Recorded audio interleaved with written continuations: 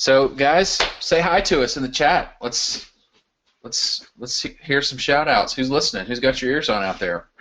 Yeah, if you have been with us, I want to see who has been with us. Not one, not two, but now for the third night in a row.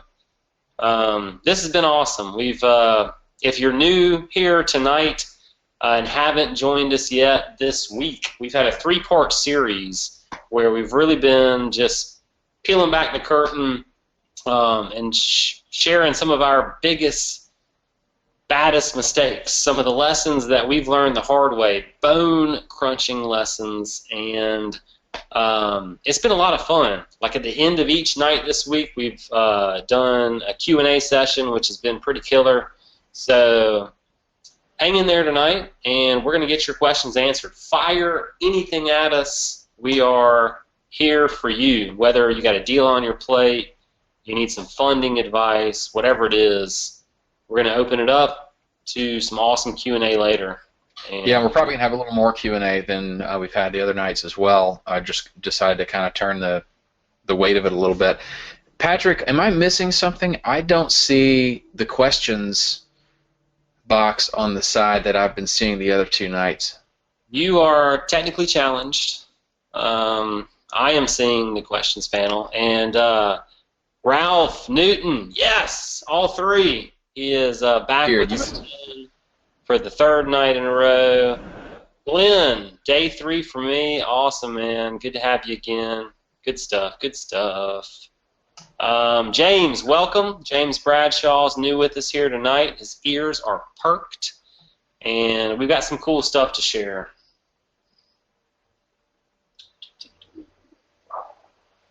We love seeing all the activity. It's great just to communicate and see what's on y'all's mind as well. Yes, absolutely. I'm curious. Tim says, please, JP, please don't bring up your other partner from the other business. What? You talking about James? With the wholesaling? I'm confused. Oh well. Anyway, you're not the boss of me. I'm going to bring up who I want to bring up. Hey, well, at least Tim has been with us all 3 nights. That is pretty awesome. Yeah, that's cool. Lawrence, first timer. All right, welcome, Lawrence. So before we get started, a couple things. First of all, the slide you see is completely, totally incorrect. Wrong. I know that this is the same title slide we had last night. Basically, I was super busy today, saw a couple houses, and just had a lot pulling on me, so I didn't have time to really refine the presentation. We do have some slides to guide us through our discussion tonight, but I apparently entirely neglected the title slide. So just pretend that those words at the top aren't there, and we're just gonna make good with that. Also, I think it might be interesting just to share. We have a pretty sweet deal right now in the wholesaling biz. Yeah, what you got? Hear a little about it. So in the Memphis area, Memphis is a little bit unique because most areas, your downtown is in the middle of town, and then everything grows out from that kind of in a circle, roughly. So Midtown is like a ring around downtown, and then it just kind of goes out from there. For us, we have the river, the Mississippi River, on the west side, so we can't go that direction. So downtown is as far west as you can go in Memphis, and then Midtown is just a little bit further east. So our Midtown is kind of eclectic. It's got a lot of older houses, and it's kind of one of those areas where the hippie and hipster crowd would gravitate towards. Very granola. There's a lot of gentrification going on in that area, and but not like the hippie hipster crowd that has money. It's more like the kind of lesser financially stable hippie hipsters.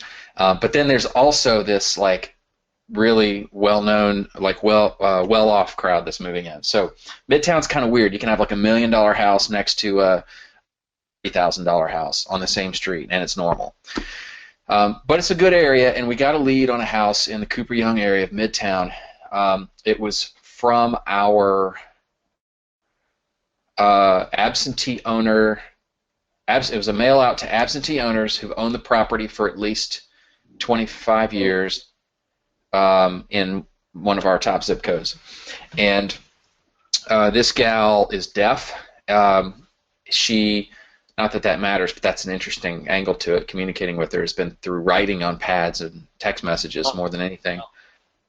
The property itself has an ARV of about 170, 175. It's a 2-bedroom, 1-bath, but it's in an area where two bedrooms will sell. That's not a deal killer for it. Probably needs about $60,000 worth of work, and we got it under contract. Initially, we got it under contract for $50,000.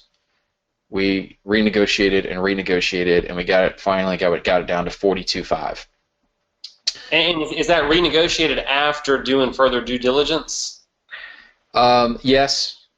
Yeah, we felt like we didn't have quite as much spread as we wanted. And remember, guys, we're wholesalers only. That's all we do. So, anyway, we got a cash buyer who's interested in the property. Somebody we've done business with before, a real solid guy. But he doesn't want. It's kind of a complicated situation.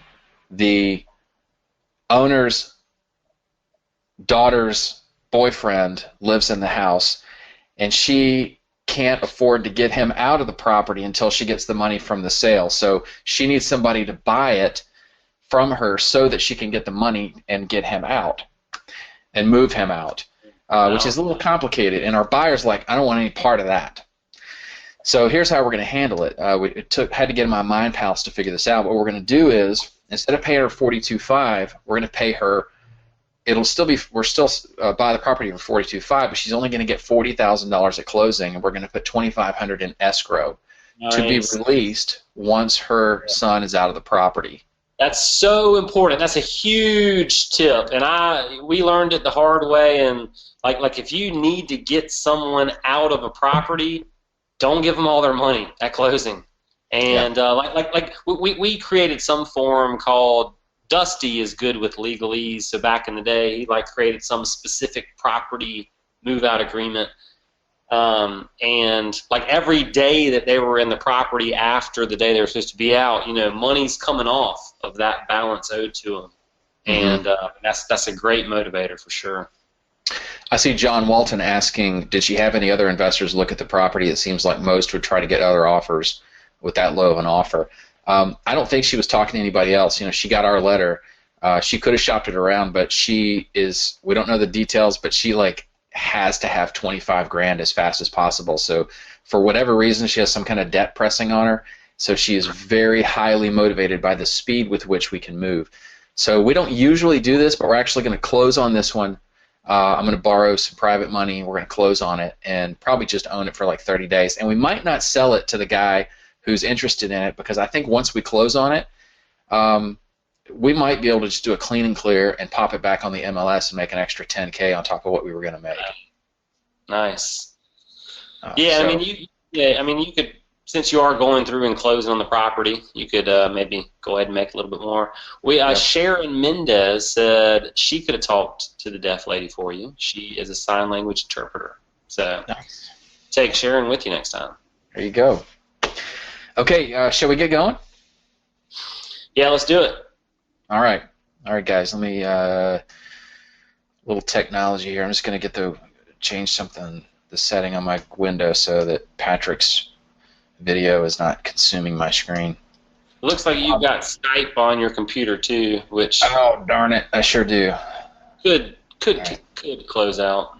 Let me quit Skype there. And let me say real quick. Welcome. We see more people piling on with us here. It's great to have you. We are on night 3. We've done 3 trainings in a row. Every night we open it up to Q&A, and it's just been really cool. We're sharing some foundational things that from our 27 plus years cumulative experience, which it may not look like it. We're older than we look, but it's just been a lot of fun. We love it. It's been awesome. So great to have you here. Whether it's your third night in a row, like many of you who have said in the question panel, or your second night in a row, or your first, we're glad to have you here. Yes, we are. We are. We really are. One more note about that deal, just to clear it up, because a couple people jumped in late. Bill Major's asking what the ARV. The deal I was just talking about, its ARV is about 170, 175. It is under contract for 42.5 by us. We have a cash buyer interested at 52.5, so there's 10K in it for us, minus what we spend when we for private money, which is going to be probably about $1,000. And then we're probably going to list it on the MLS instead of him to see if we can get a little bit more money out of it. So, all right, let's jump into the presentation. All right, let's do it. All righty, welcome guys. Officially, first off, as we've said every single night, we are grateful to have you here with us. There's a lot of other things you could be doing right now. Who knows? I don't know your life, but there's lots of things that you could be doing. You're here with us, and we really appreciate that. We value your time. We value our time, you better believe it, but we value yours as well. And we are going to do our best to make it worth your while tonight, hopefully challenge you in some very positive ways.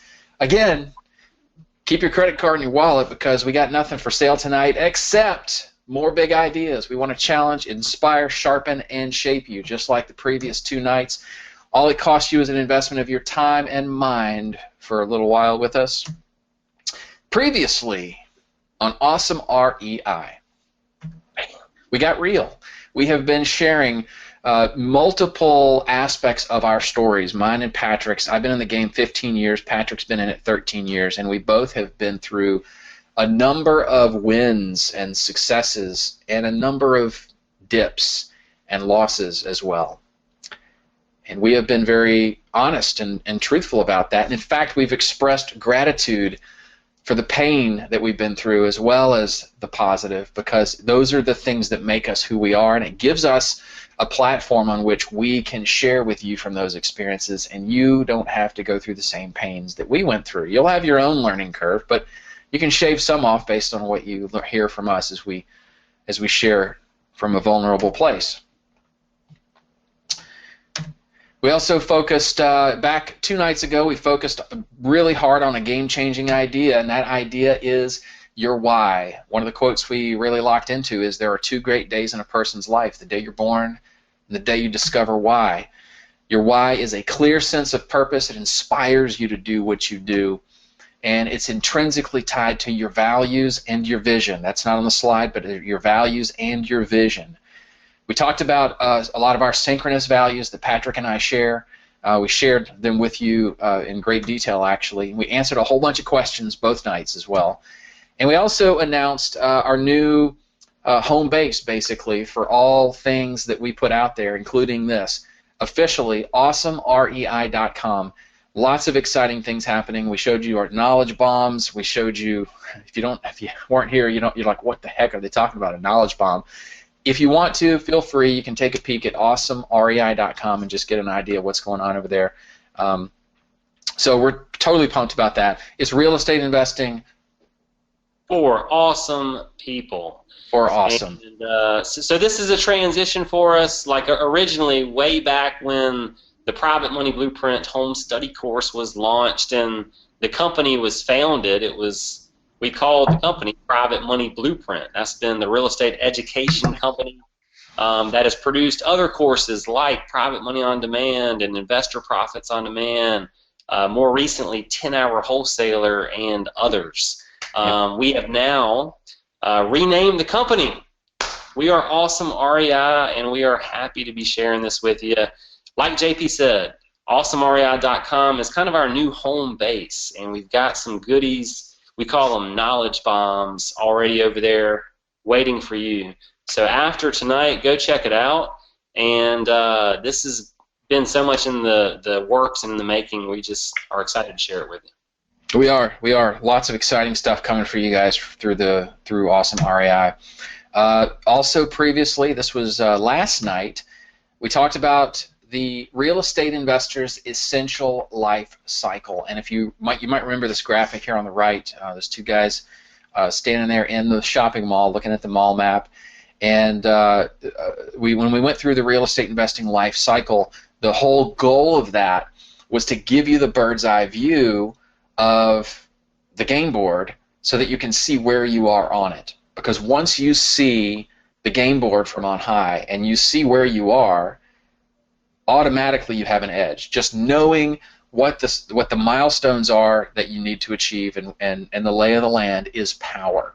And if we had known earlier in our careers what the life cycle looked like, it would have saved us a lot. It would have saved us a lot of time and a lot of heartache. We talked about real estate investing as a business versus a hobby. It's a pretty distinct difference. One's not bad and one's and the other good, but you just need to understand the difference between building a business and building a hobby, and what connotates those two. We covered the 5 major milestones. This is part of the essential life cycle of a real estate investor, and those 5 milestones, you can see them there.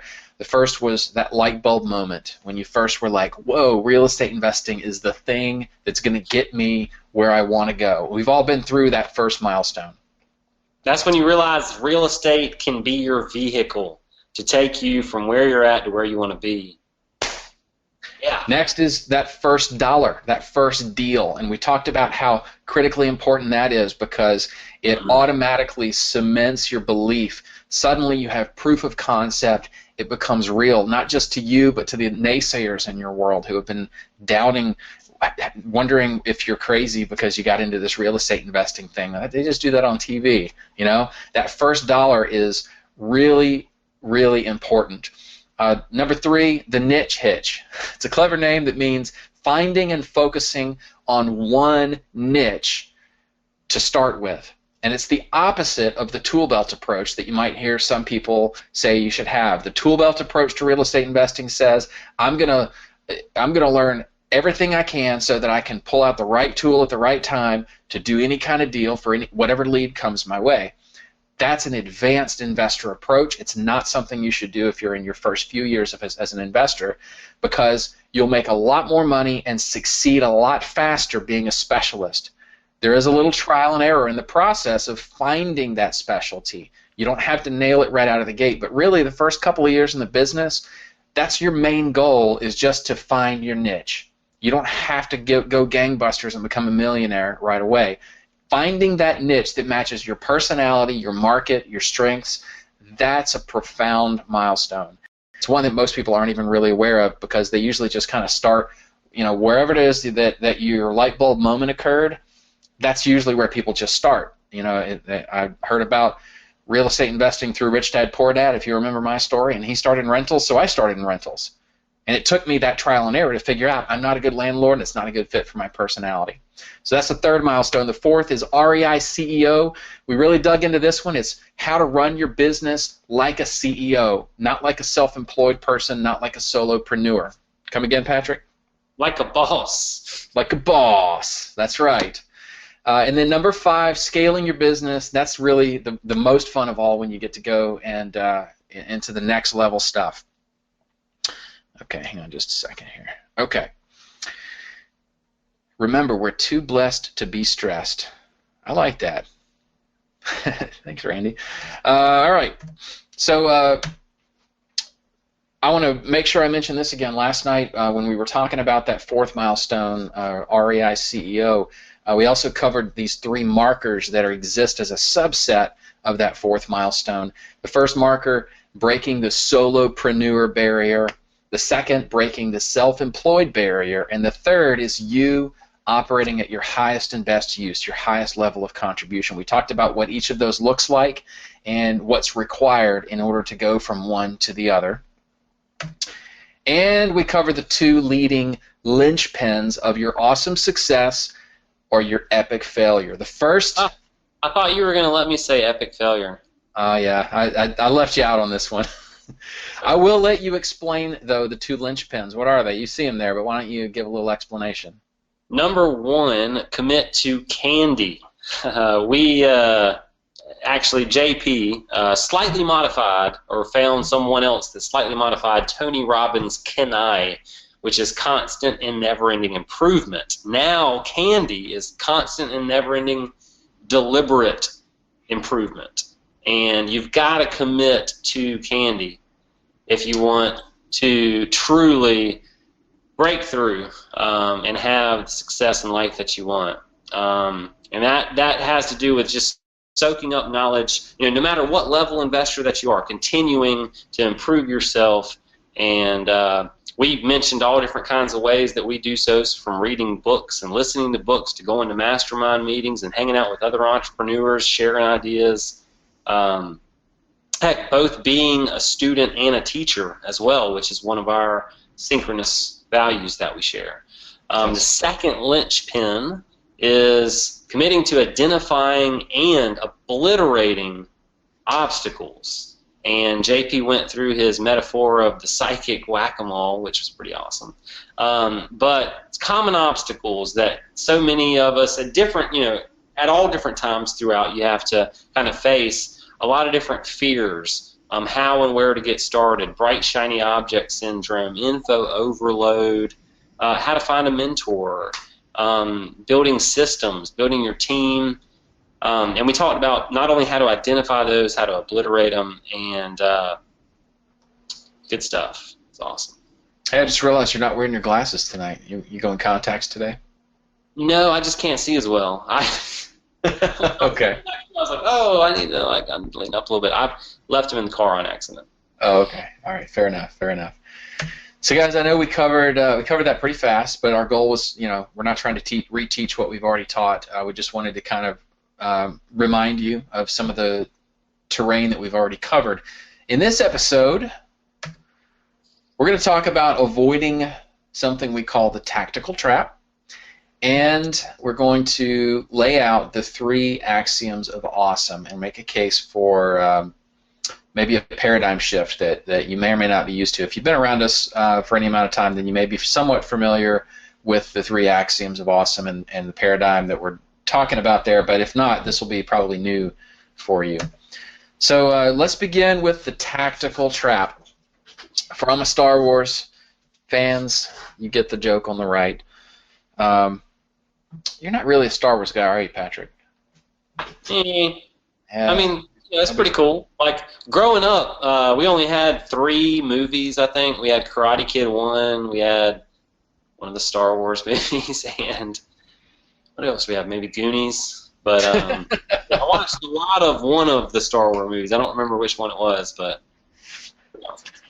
All right, so what is the tactical trap? It relates... It connects pretty directly to the candy concept that we were just talking about. By definition, it is the mistake of focusing most of your axe sharpening efforts on tactics and strategies alone. Now, tonight, for those of you who are new, I haven't really used the term axe sharpening until right now, so let me explain that.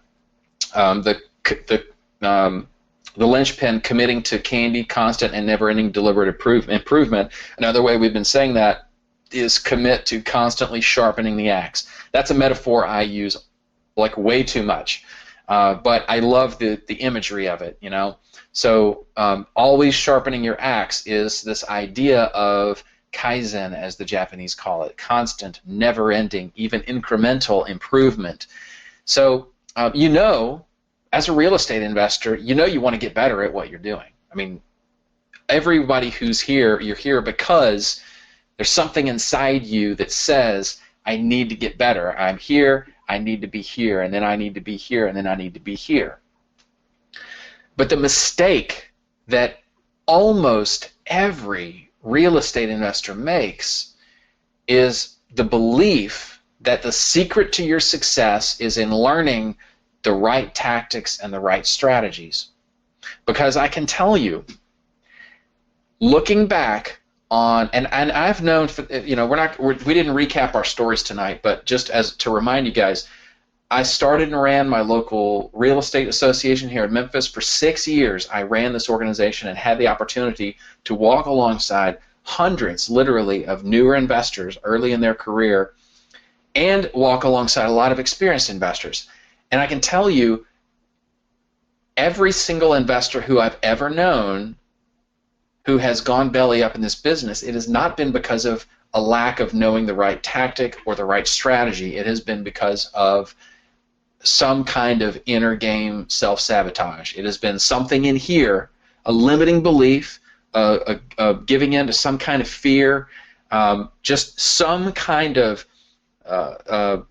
mistake due to their thinking, not due to the tactics or strategies that they hadn't yet learned. So it's a tragic truism.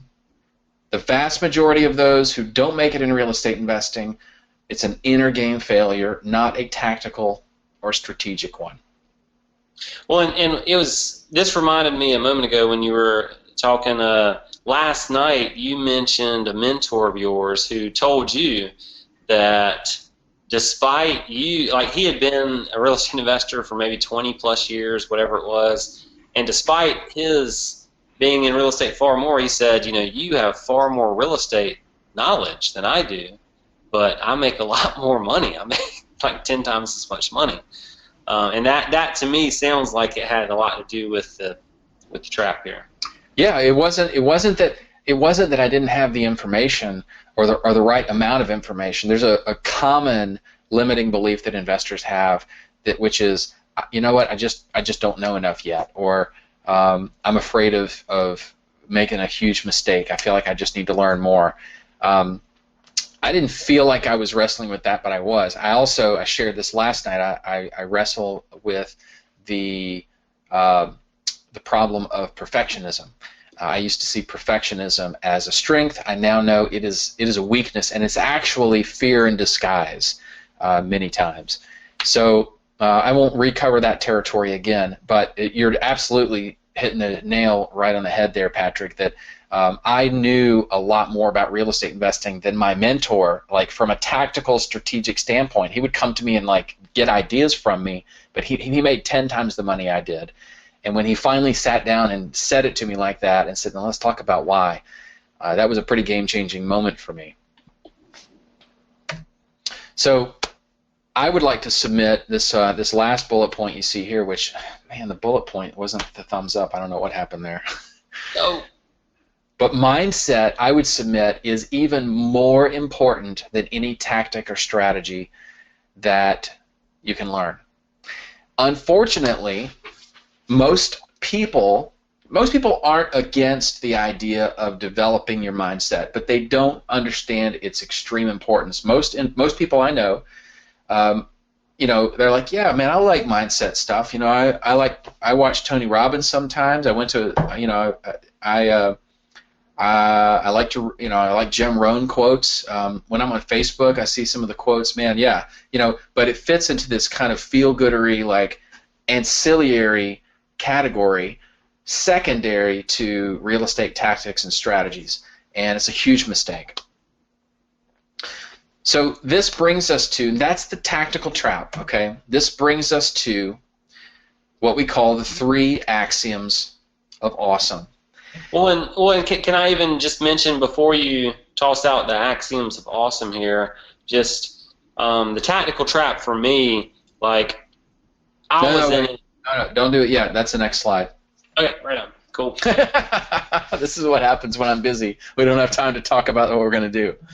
So, yes, I want to hear what that looked like for you. But at first, I want to kind of expand just a little bit more and have them understand what these axioms of awesome are. Now, in the last couple of years, these ideas have Patrick and I have been kicking these around and continuing to shape them. This is something that we also call the definition of what we call a strategic investor.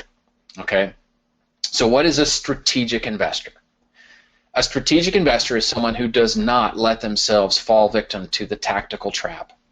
They understand that in order to develop mastery in the game of real estate investing, they need to cultivate mastery in 3 key areas. And these 3 key areas you can see illustrated on your screen here. The first is mindset. It's your inner game. Okay? It's the 8 to 12 inches of real estate between your ears, depending upon how big your head is. And I've already made the case for why that's so important. And you'll notice all 3 of these, by the way, they're level to each other, and that's intentional. We're displaying it that way because really We want all of these to be given equal airplay in your head and with your time and with your energy. So mindset. The second is real estate tactics and strategies, right? That's the easy one. You know that you need tactics and strategies, and that's what most people seem to be drawn the most towards. The third is business building. Now, Patrick, why don't you open up a little bit on that and talk about the difference between business building and doing real estate deals? Well, I mean, just a couple things that fall under business building, like building your team. I mean, we talked a lot last night about those different milestones that you pass as you're growing as an investor, and team building is a huge component of actually taking, like, from doing a deal in real estate to real estate just being a hobby that you dabble with to actually turning it into a business and crossing that fourth milestone that we mentioned last night, the CEO, the REI CEO, and systems with your business, and so much more than just, of course, your tactics and strategies that so many people just focus on. JP, what is business building? What are some of the things that you've kind of focused on business building wise with your wholesale operation lately? Well, I was just talking to a friend of mine, Christina Ferris, about that an hour ago, actually. We were talking about, well, some of what we were just covered, what it looks like to run your business like a CEO. A big part of what that means is you have to get yourself, and we covered some of this last night as well, you have to understand the value and the process of getting yourself first out of being the guy that wears all the hats. That's your first step. Then after you're not the guy wearing all the hats anymore, maybe you've outsourced and out-tasked a little bit to some team members, and that's where team building, as you said, Patrick, comes into play. You learn how to begin to outsource things and how to begin to hire an assistant and hire maybe a virtual assistant, hire somebody to help you with your books, maybe hire an acquisitions manager to help you as you continue to grow. But then you're at a point where you're still the hub of the wheel. All roads point back to you. You're everyone's problem solver. They all come to you for every little thing, which feels good at first. You're like, yeah, I'm running my business, man. But then as you continue to succeed and get bigger and bigger, you're like, whoa, this is the hardest job I've ever had. And I always feel like it's like, hey, JP, hey, JP, hey, JP, hey, JP, hey, JP. So then you go, okay, this is not working. What do I do now? Well, that's where you take it to the next level of breaking through, like I said earlier, that self-employed barrier, and you learn how to not be in the hub of the wheel. You start teaching your team members how to be autonomous. You start cultivating decision-making in them. Every step of that also involves systems and improving and refining your systems. So people, processes, systems, and automation, those are really the four biggies under the business building umbrella, and those four things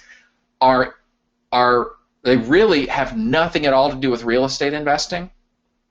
They will just take a slightly unique shape based on the fact that you have a real estate investing business. Mm-hmm. Does that make sense? So what we are committed to doing is giving all three of these their due. We believe that it's critical, if you really are trying to build a business and be a strategic investor, these three axioms of awesome need your attention, your time, and your energy.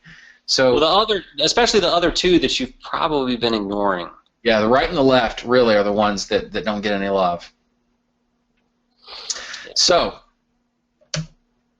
now it's time to talk about P and JP's tactical trap adventures. Well, mine were... Look at the title still says Linchpin 1, always sharpen the axe. Oh, these slides, guys, I'm sorry. Yeah, JP was pressed for time here for the slideshow tonight, but... Ignore the title, just go with... in here, the content is in here. I was in the tactical trap for a few months whenever I first got started, and... I really didn't know any better. I started reading some real estate books, and my mind was blown. I had that light bulb moment, and I found my way out, my vehicle. And I was tearing through real estate books, reading some books. We went to a one-day seminar, bought a big old boot camp and some courses, and I'm just studying all the tactics and strategies and trying to soak it up. And book after book, as I was reading, always started with this thing, goal setting, which I wasn't familiar with, and some of the mindset, mental part of the game, and I would just breeze through. I wouldn't do the homework, and after about 5 books in a row that all started with the same stuff, I said, you know what? Maybe I'm missing something here. Success leaves clues. Okay, I get it. Okay, put the book down, wrote down some goals, and then started, instead of just picking up real estate books, I started buying your Think and Grow Rich and your Brian Tracy's Maximum Achievement, this book called Unstoppable Confidence that was phenomenal. And so my real estate studies led into personal development and personal growth, and it was a game changer, total game changer. But for a while there, I was just in the tactical trap, thinking that what I need next is more tactics, strategies, and real estate knowledge. But what actually allows you to break through a fear? It's not typically a real estate tactic at all. It has nothing to do with that. It's all the mental game, and it's confidence, and it's like having an accountability system and much more. So once I discovered personal development, my focus just changed, and I didn't really discover the business building side of things until probably a couple years into the actual business, when I realized that we were wearing all the hats. We desperately needed some help, and I started doing some team building first. So that, and shortly thereafter, I read the book The E-Myth, The E-Myth Revisited by Michael Gerber. That forever changed the way that I thought about what we were doing, as not just me being a real estate investor, but owning a real estate investing business and what that really means. By the way, before we get off here tonight, we're going to, both of us are going to give you a series of books that have been very shaping for us, some that are business building and some that are personal development. We're not going to mention a single real estate investing book because that's not where you typically miss it. So just maybe grab a pen and paper for later. Patrick will share a handful of them. I'll share a handful of them. A couple of them we've already shared in previous sessions, but we're both firm believers in pouring into yourself. I think it's Jim Rohn that said, formal education what does he say? Let me think. Formal education will get you a job. Self-education will get you a fortune. Something like that. Yeah. I don't even know if this is. I think this may be relevant. I love the Jim Rohn quote where he's like, "Don't become a millionaire for the $1 million. Become a millionaire for the person you have to become to make the $1 million." Oh yeah, I like that. And then after you become that person, the money doesn't matter. You can lose it, make it, lose it, make it. Doesn't matter. It's about the person you become. That's good stuff. So I've already shared a good bit about my story in terms of the tactical trap, but I'll tell you, the perfectionism for me, I know that probably hits a number of you square between the eyes, and you think, I do everything better than most people, and yeah, it takes me longer, but I do it better, and that's just, that's my brand, that's my jam, that's who I am. And I'm going to tell you that will slow down your progress. Done is better than perfect.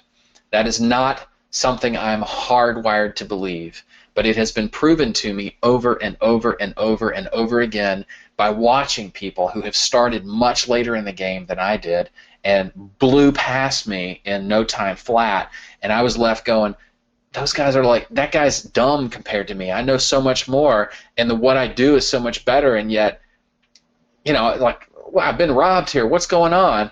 And it's the fact that because I was unwilling to go in fast motion and throw in as much spaghetti against the wall as I could, because that wasn't perfect, I was like walking in mud. So perfectionism and velocity are not friends, and that was a huge one for me to discover. Another thing too is I'm a man of faith. I'm a Christian, and I'm not trying to get all churchy. But when you get into the world of personal development, sometimes it can be challenging to try and explore that world. If there's anyone out there who can relate to being a Christian, and then like how is that congruent with like self-development, and you have a belief that you can't really do anything of worth outside of God, and yet Tony Robbins says there's nothing I can't do. But what I did, instead of letting that keep me away from exploring those ideas, I pressed into those things, and what I uncovered in that journey really freed me up. A realization of how congruent it is, and how much, frankly, how much God wants me to believe in who He made me to be, and how one of the biggest mantras of this stage of my life is stewardship. I believe that I have been given stewardship over, most people apply that financially. I believe I've been given stewardship over the time that I have in any given day. Every minute, every hour, I have been given as a gift. I don't own that, but I've been asked to do something of value with it. And for me to not do so is poor stewardship. My family, I have been given stewardship over the relationships in my family, and my wife and my 2 daughters, and I have an honorable responsibility to be a good steward of those relationships. And with you guys, we've talked a lot about our values here, and over all 3 of these nights. And I feel like one of my chief elements of my vision is making a difference in other people's lives, and that's because I've been given stewardship over the fact that that you guys are even here listening. The fact that you'll even give me a little bit of time to have some kind of influence in your life, that is not an opportunity that I want to, at the end of my life, feel like I have squandered. So a lot of these types of beliefs that I've developed over the years have really fueled and cemented my belief that that tactics and strategies are not the secret to success, to put it simply. Oh yeah. So there you go. I got a little bit preachy there. Hope you guys don't mind. Keeping it real. Keeping it real. Good stuff, okay. Man. All right, so let's take it back into the real estate world now, okay? Let's talk about the Morningdale deal.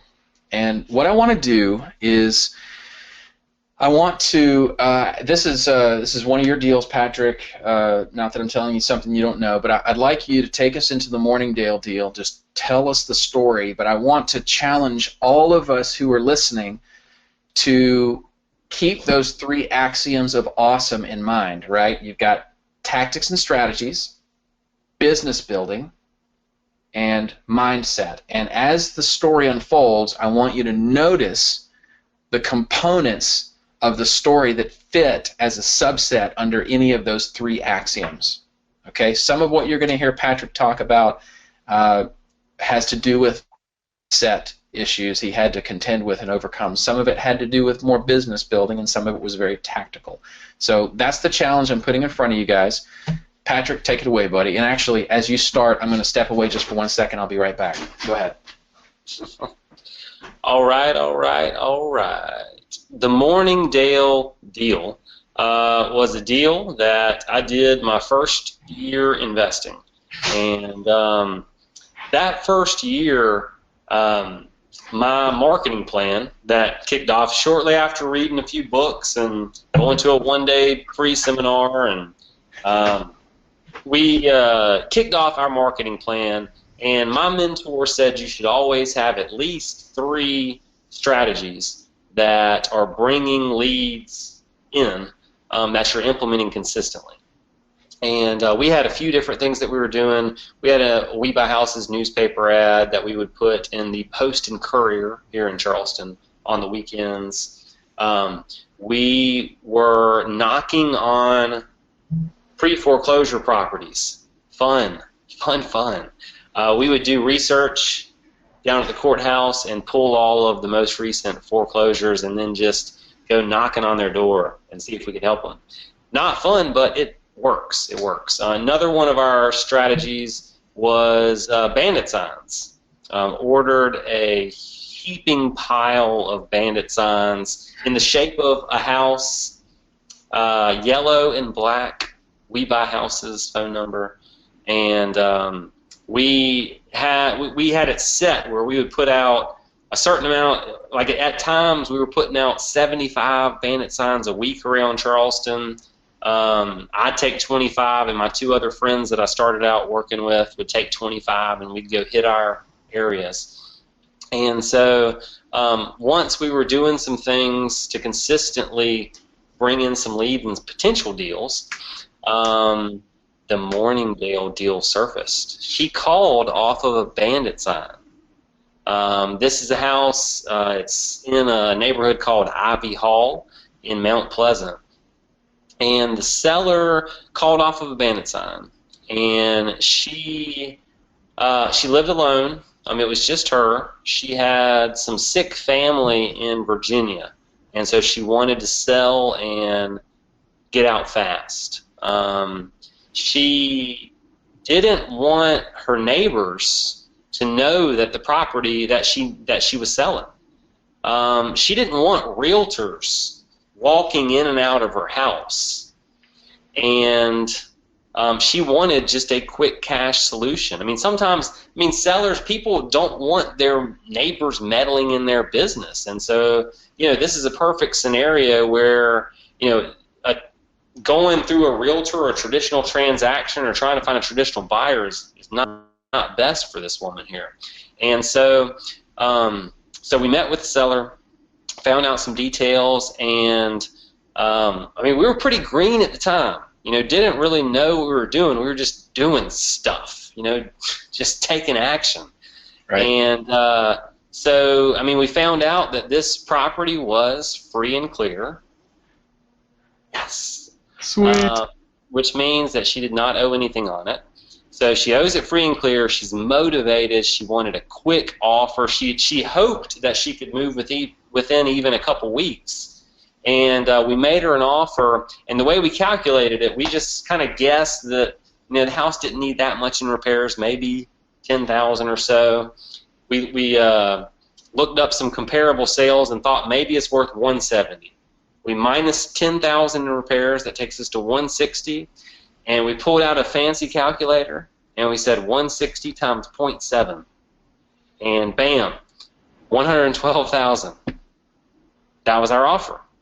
Probably a similar formula that you've heard before, and we made the offer $112,000 cash, close in 2 weeks, and he did not accept it. She said, "Let me think." He said, "Let me think about it."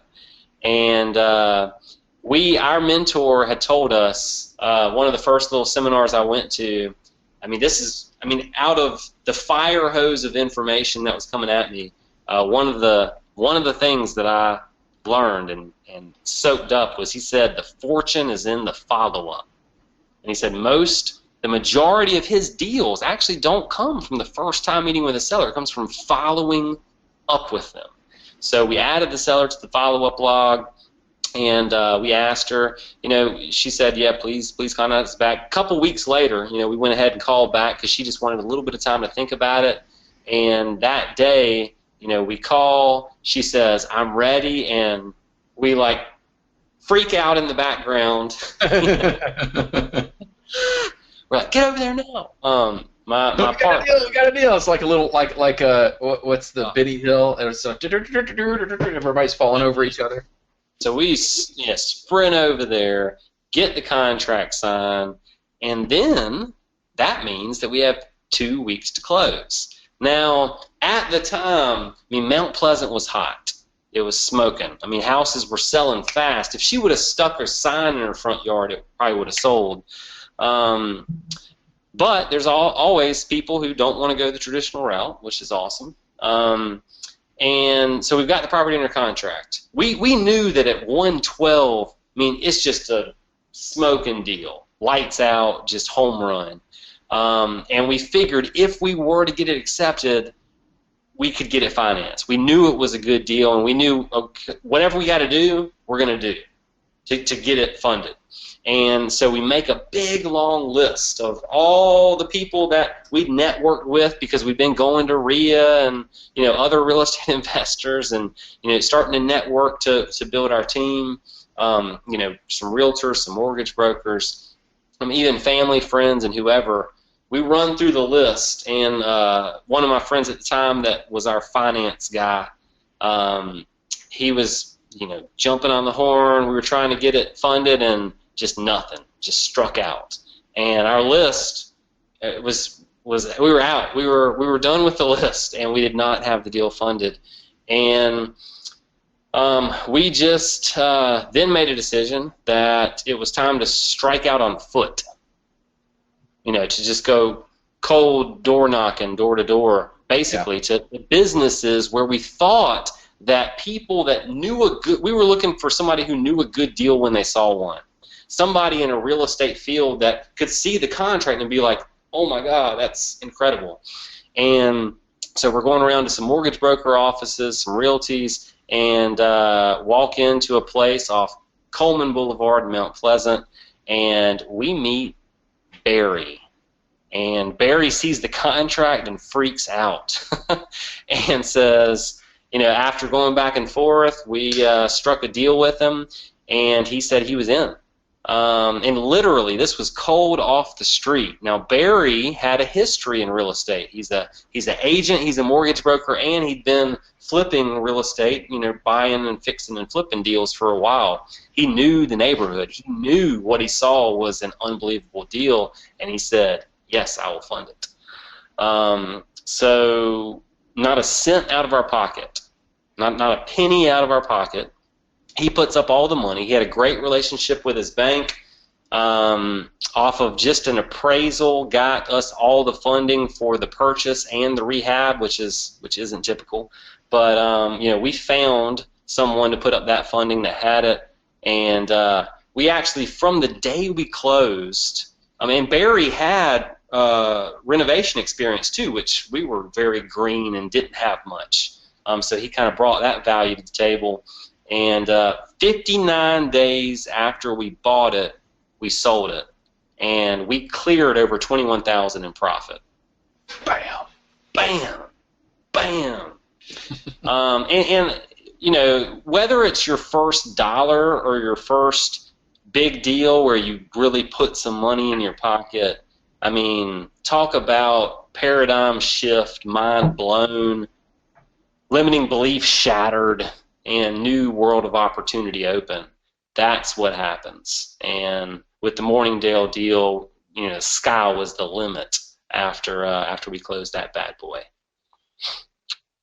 Love it. So the question is, what did you guys pick up on?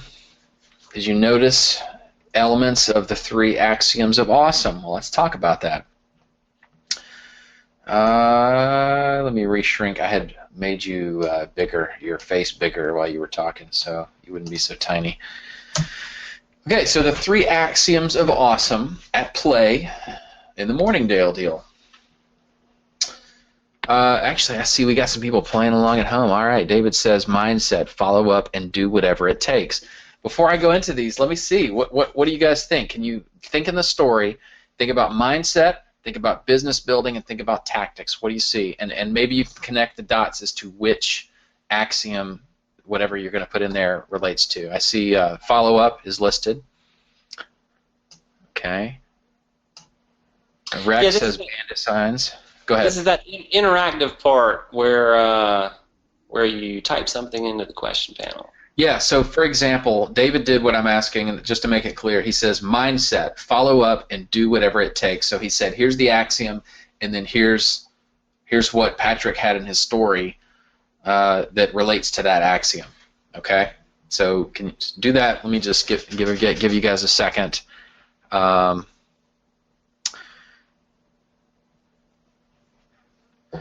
Didn't give up. He had all three. Tactics: due diligence, rehab, maximum cash offer. Yes. Good, David. Mindset: never giving up. Yes. Good. Mindset: follow up, follow up, follow up. Real estate tactics: bandit signs, business building, team player, on board. Yeah. Set your goal. Mindset to get her done. Finding Barry is under business building, even after the list was done. Love it. Yeah, that's awesome. All right, so let's. Great job, awesome. Thank you guys for playing along here with us at home. So let me just lay some of them out for you. And this is by no means, I would say, comprehensive, but this is what jumped out to me as I've heard Patrick tell this story before. So mindset, thinking outside the banks, right? I don't know if you actually said those words when you told this story this time, Patrick, but he did not automatically think, I got to go to the bank to get financing. And he also didn't just go, well, I don't have the funding, so I can't. I guess I just can't make an offer. In fact, recently I was with Patrick in Charleston, and we randomly ran across somebody in a huh? This was random, and it was at a local watering hole called Crafty Draft. Yeah, and they were like, "What are you guys doing? Where?" They were asking what we're involved in. And we were like, "Yeah, we're real estate investors." And this guy was like, "Oh, okay, yeah, I'm in real estate too." And but I just can't really make any offers yet because I don't have the funding lined up.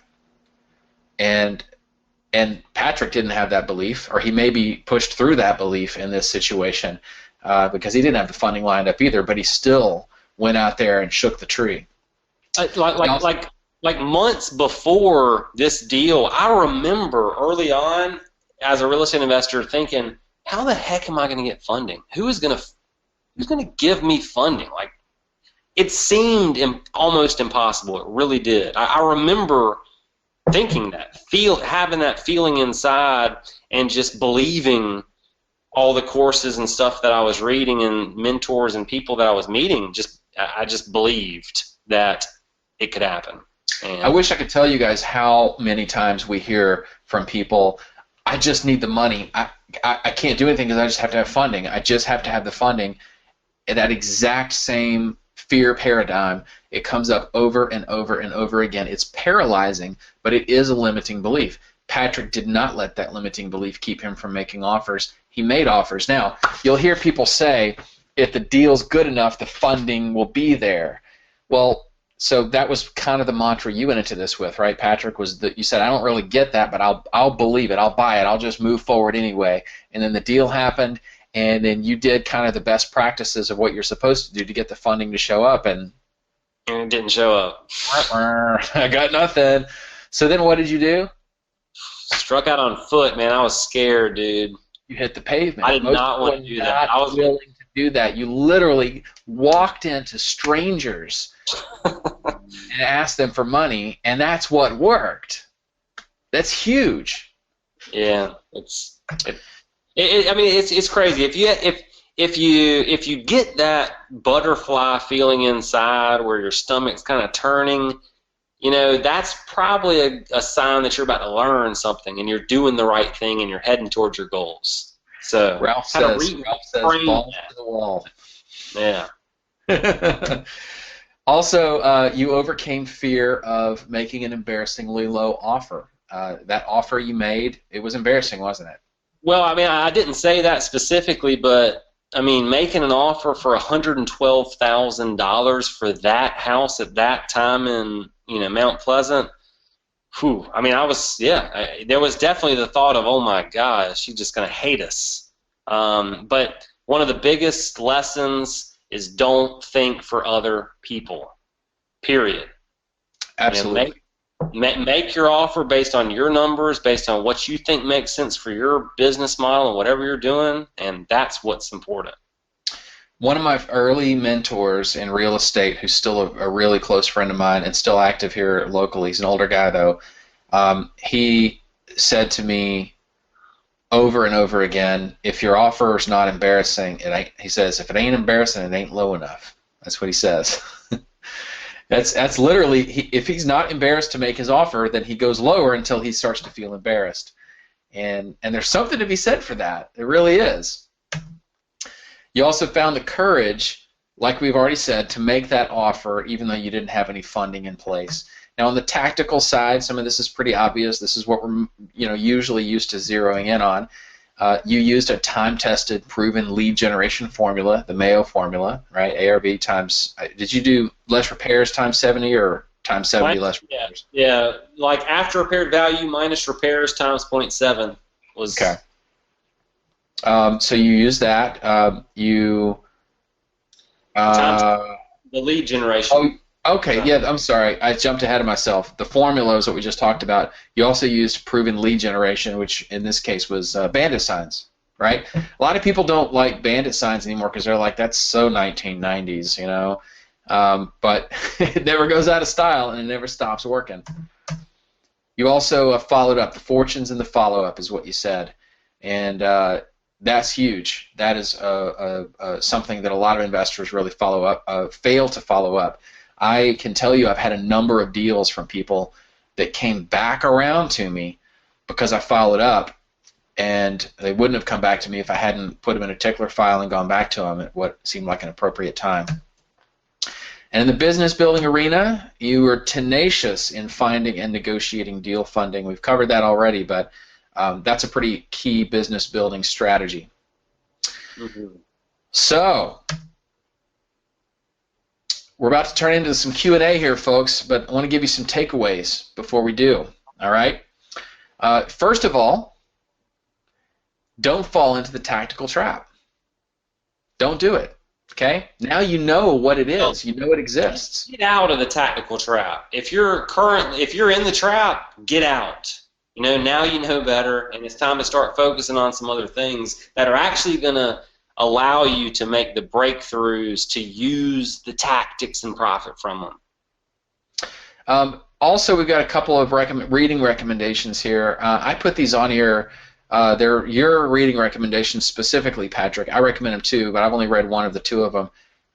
Why don't you talk about these two, and then if you want to go ahead, I promised people that we're going to make book recommendations on the mindset and business building side of things. So if you want to start with these two, and then anything else you want to add to that, and then I'll add mine on top of yours.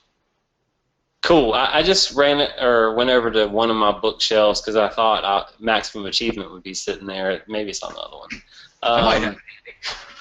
But Brian Tracy's Maximum Achievement, that's one of my favorite books. I literally felt like I was on fire whenever I finished reading it. I felt like I could do anything. And man, oh man, I went through that book. I've read it several times. I highly recommend it. It's probably one of my all-time top 10 for sure. Unstoppable Confidence. Like when I read that book, I didn't feel at the time that I had that I really lacked confidence. I mean, I don't think that I'm the most extroverted person in the world, but that book helped me make some breakthroughs specifically as a real estate investor. I mean, I read it during that first year, and it helped me do things that I was scared to do, from calling sellers and visiting properties and making offers and negotiating short sales and etc.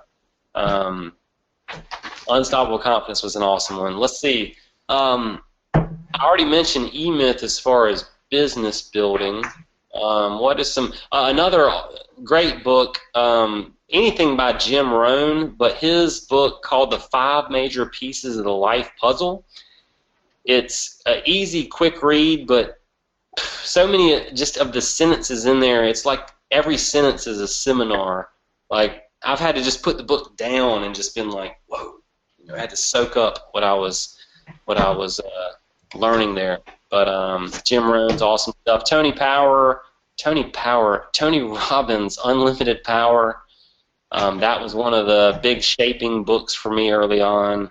More recent stuff, Read The One Thing by Gary Keller. Awesome, awesome book. It's going to help you focus in your business so that you're spending the time on the right things, the things that are going to make a difference. Bam! There it is. Nice. The One Thing. I already had that on my stack. I mean, I would say the book that I just recently read is a lot more business building stuff. The Ready, Fire, Aim book. I would say that's really good for business building. I wouldn't suggest that per se. Like for real estate investing right now, I would say make sure you read The E-Myth, Michael Gerber. Who's the author of Unstoppable Confidence? Jeff Hall's asking. Kent Sayre, S-A-Y-R-E. And I don't think the book's in print anymore, but if you scour around a little bit, you can probably find a copy somewhere on eBay or Amazon or something. All right, is it my turn? Sure, I'm going to think of some other stuff too.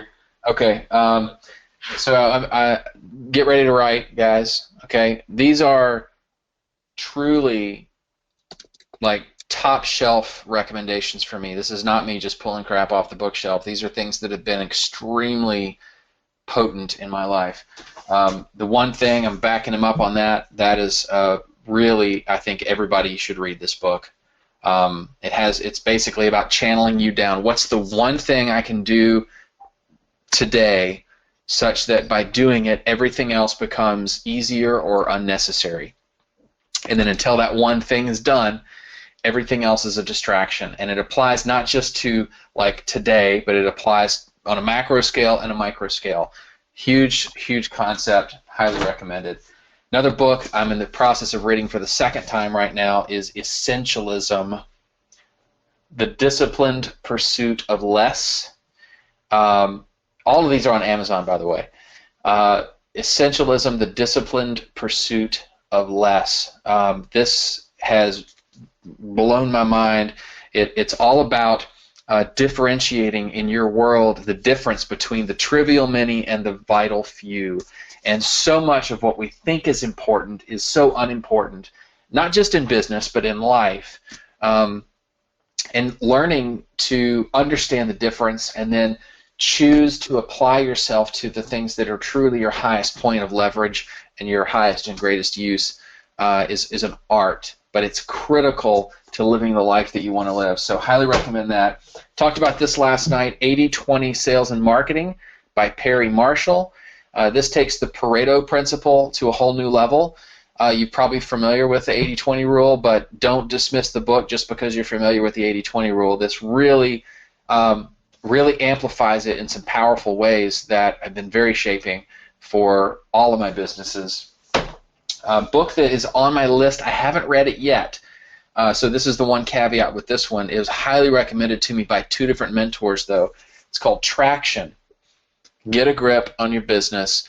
I won't go into describing it as it's been described to me, but I bought it based on some really solid recommendations. So recommend you put that on your reading list just based on the caliber of person who has recommended it to me. Brian Tracy, No Excuses, The Power of Self-Discipline. If you struggle with discipline, self-discipline, I think this is going to be a really powerful, shaping book for you to take in. Patrick, have you ever read that one before?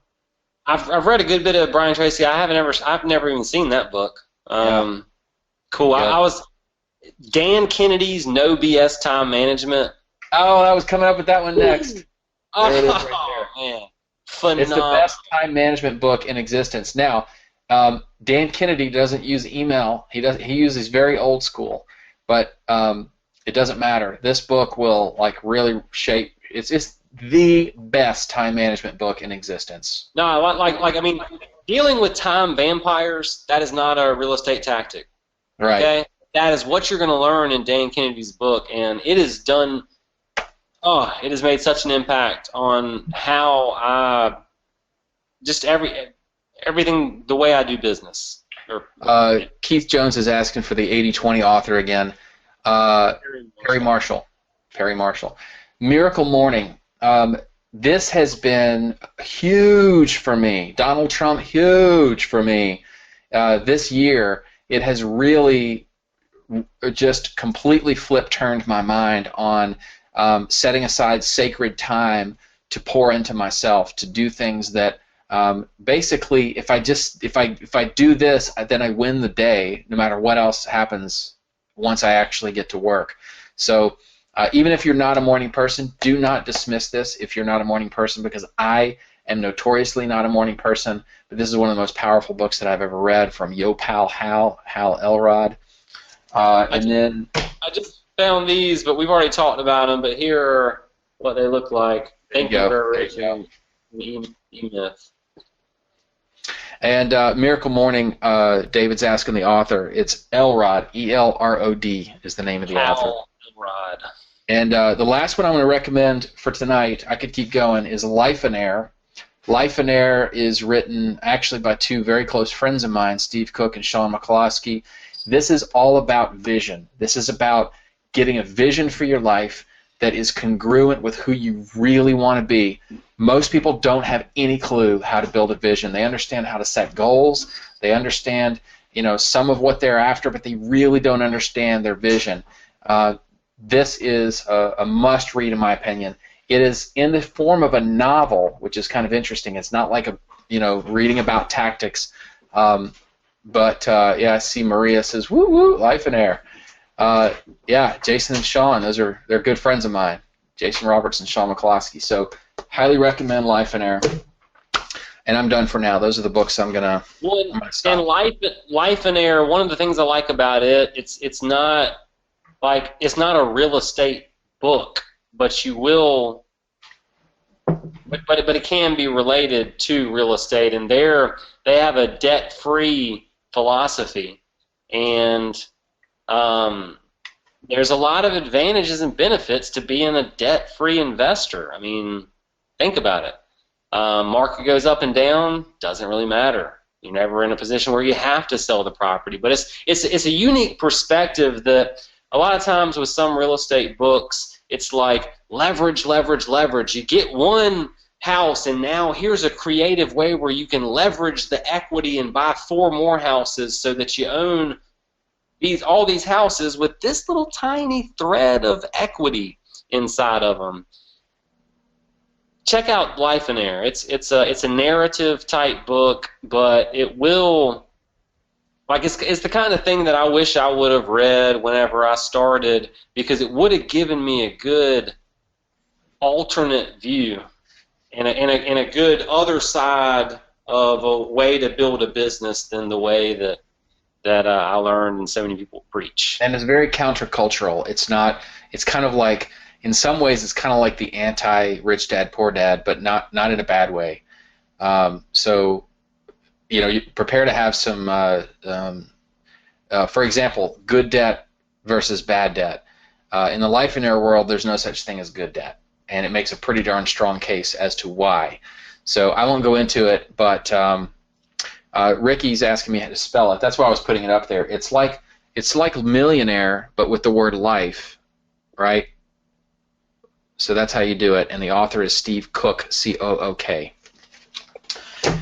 Okay, so that said, I think it's time. We've had I've been answering some of the questions that have come in here, just people asking what was the name of the author, what was the name of that book by so-and-so.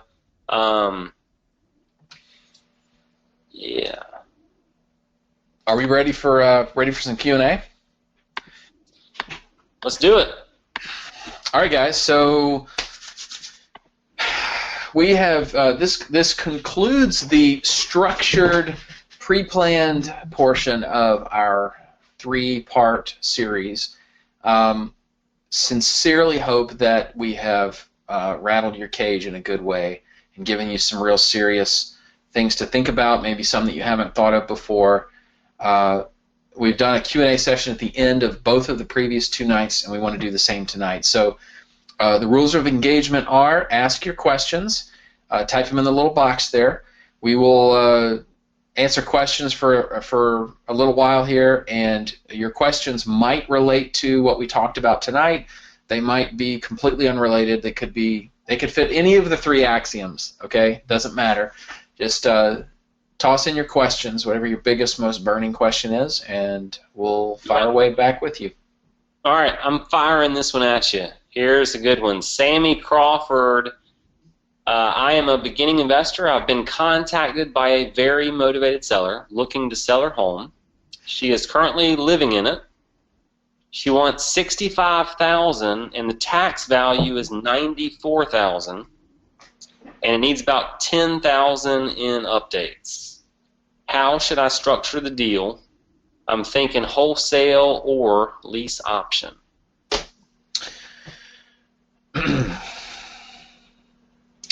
Well, it does not sound like it has enough margin for a wholesale deal, quite, in my opinion. Let me pull up my little calculator.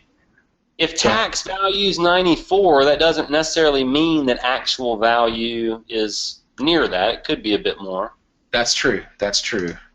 Like one thing that could be of benefit is to learn how actual values in your area or in the area of this kind of property relate to how tax values relate to actual value.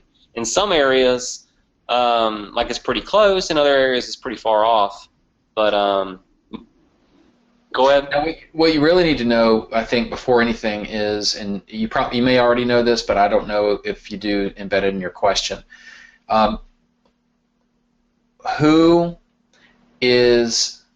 What is the likely exit strategy of the person you would wholesale this to? Now, I'm assuming you're going to wholesale, and if that's not the case, they're thinking of wholesale or lease option, but okay. Basically, it's just a situation where the seller's, looking to sell, wants 65, needs a little bit of work. Well, I'm gonna go assuming first wholesaling, because it really is two very different things. So if you're going to wholesale this thing, you need to say, okay, if I wholesale this to an investor, what are they going to do with it? And if it's an area that they can retail it, then you need to know what they're going to be able to retail it for. If, on the other hand, they're going to rent it out, you're going to look at it through a whole different lens, right? Because the ARV really doesn't matter to a landlord. It's the cash flow or the cap rate or the ROI. Different landlords have different priorities. So this is where it comes back to, you really have to, in my opinion, you have to have your finger on the pulse of the people who are buying in that area. Ideally, your own cash buyers list, which, by the way, let me remind you guys, we have a knowledge bomb on awesomrei.com that gives you 33 different ways you can build your cash buyers list. That's the last thing you will ever need to read about how to build a cash buyers list. But if you don't have a cash buyers list, you can still look in the MLS and see what's going on in this market. Are people paying cash? Are investors paying cash? What are they paying? What are those investors then doing with that property? So if it's in a rental area, you're going to filter it a little differently than if it's in a retail area. If it's in a retail area, for arguments, I would look at it as, now let's also assume that the tax value is somewhat close to the correct value of the property, which may or may not be true, because the tax assessor doesn't do an actual appraisal like an appraiser does. It's a drive-by, and it's often wrong. But for argument's sake, if the property's worth $94,000, you multiply that by 70%, you take out $10,000 in repairs, and you are at 55.8. That's a common formula a rehabber is going to use. So if you want to make $5,000 as a wholesaler assigning that bad boy, then you got to be in at about 50 grand. So, go ahead. Well, and that's just that's a good way to look at it, because I mean, a lot of investors out there, if they're not just your landlord who's looking to pick up a house or here as a rental long term, a lot of them are looking to pick up houses for 70 cents on the dollar or below once repairs are factored in. And so if you can concentrate on getting the property under contract for that number minus whatever you want to make, then there's a good chance you can make money on the property. And like being a newer investor, that's okay. Like I I would do what you can to figure out if 94,000 is near actual value. Find comparable houses, same square footage, similar square footage, bedrooms and baths that are in that same area and neighborhood. See what they're selling for, and just come up with a conservative value. And you can always get the property under contract and give yourself a little bit of time, give yourself an out to pass it by a potential buyer and still walk away without having anything to lose. You're belly to belly with this seller. Like me and my company, it's standard operating procedure to have $10 in earnest money that our attorney holds. So it's not like you have to risk a lot of money to get the property under contract, and would give you an opportunity to control it and then pass it by a buyer. Patrick, Michael asks, is it best to start wholesaling or rehabbing? Let me toss out a quick idea, and then I'd like to hear your take on that. I say the answer is it depends. I will say that wholesaling tends to have a lower barrier of entry, which is why a lot of newer investors start wholesaling, because there's a velocity to it. You don't really have to have capital or access to capital to do it. It can let you get some momentum quickly. But some people don't like wholesaling. I was just talking to a gal today, a friend of mine, who she'll wholesale a house every once in a while, but she's a rehabber. She really likes to go in and take a diamond in the rough and make it into a polished diamond. She's an artist in that sense, and rehabbing is her craft. And this goes back to my philosophy that you need to find and focus. Remember the milestone, the niche hitch? You need to find and focus on a niche that is congruent with who you are and who you want to be and what you're good at and what your market's asking of you. Your local market is asking of you. So there's no pat answer that I can give you. It could be that you are wired to be a rehabber and your market is good for it, and that's the direction you should go. But that's what I mean when I say it depends. Patrick, what's your take on that? Man, I've been answering some questions in the panel. Okay, I'll stop asking you to weigh in after I've given an answer. All right, it happened last night too, man. That's all right.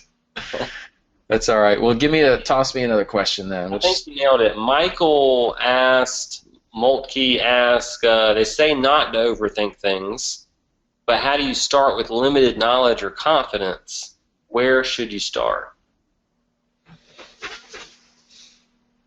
And you want me to toss out a couple things first? Yeah, man, go. I think you've already started. Like, you're here. You're soaking up knowledge, and continue taking action, not just with education, but, go meet some local investors in your community. Go to the local real estate investors association or other meetup groups with entrepreneurs. Surround yourself with some like-minded people. Find some folks who are where you're at, who want to get into real estate investing, but are right on that threshold. Or find some folks when you're networking that are just above that threshold, and get to know them and start to build some relationships. I mean, even just being around some investors that are actually out there taking action and doing deals, that's going to be inspiring to you. And ready or not, just jump in, and you're already taking action. Like, where's limited knowledge and confidence, where's it going to come from? It's only going to come from doing and talking about real estate and studying more and taking some action. That's just part of it. I got a question from Darius. He says, generally, how close are property values of homes on the same street? Darius, again, it depends. I'll give you an example of here in Memphis, okay? Back to my story. If you were here at the very beginning of tonight's broadcast, I told about a deal that we have in our wholesaling company right now in Midtown Memphis. And Midtown Memphis is one of those areas where you can have a $300,000 house and a $60,000 house literally on the same street. Yeah. And Tough. it is. That can make it a challenge. It just means that you can't look at the numbers from on high and make a lot of assumptions. You have to make sure that you're comparing apples to apples. There are areas like that. Now, I would not say that's the norm, though. In my experience, most areas, properties on the same street, you can kind of go with a similar dollars per square foot. Now, there are a few similar square footage bedrooms and baths, then they're probably worth around the same amount. Yeah, there's a few things to bear in mind with that, though. If you have a house that has an extra bedroom and extra square footage, obviously that one's going to be worth more. But also, larger houses that are comps, if it has more square footage, it tends to sell for less per square foot. That's kind of an interesting thing that a lot of people don't know. So, let's say you got a house that's like $100,000 and it's selling for $100 a foot, okay? And then you got a house on the same street that sold for, or maybe it's got 250 square feet more or 500 square feet more. It's not going to sell for 100 a foot. It might sell for 95 a foot. That's just the way appraisers look at it. So bear that in mind as you're kind of comparing things. And you've always got kind of the biggest house in the neighborhood syndrome, where if you're dealing with a house that's a lot more square footage or on the highest end of the square footage of the neighborhood, you're not, just like he was saying, you're not going to get the dollar per square foot that you do in some of the smaller houses. All right, let's see what else we got.